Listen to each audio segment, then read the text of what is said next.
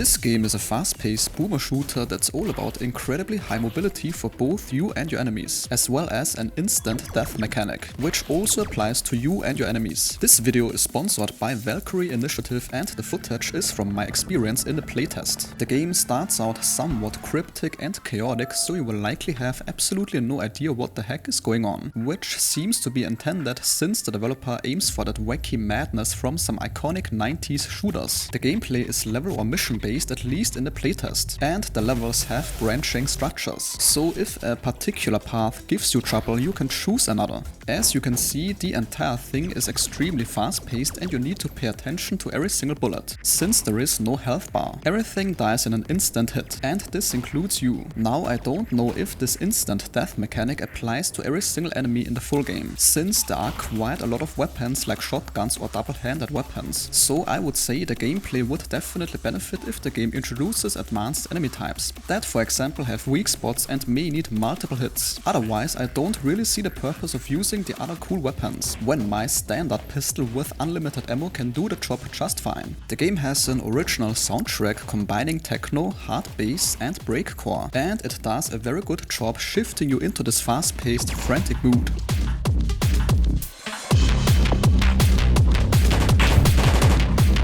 The story does not seem to be a focus here at all. The game seems designed that you have absolutely no clue what is really going on, and you can gradually find out more about the context by finding clues and audio recordings. What is clear is that it all takes place in an alternate 1990s version of the Soviet Union, and you're playing as Sergei, who is nothing more than a utility worker. The playtest is relatively short, so I couldn't really get a very good picture of the variety of the levels and the enemy design, but upon looking at all the published material, there does seem to be a decent amount of mission types and objectives. The game has pretty satisfying impact animations and doesn't exactly hold back on the gore. Dying doesn't really feel frustrating because due to the game speed you will be back where you died in absolutely no time. If the full game expands on the enemy types, mission variety and objectives, and potentially adding some enemies with weak spots, then I can definitely see this having potential for players who are into these retro-styled FPS games. And that sentence concludes today's video. If your time was respected, a like or comment is very much appreciated.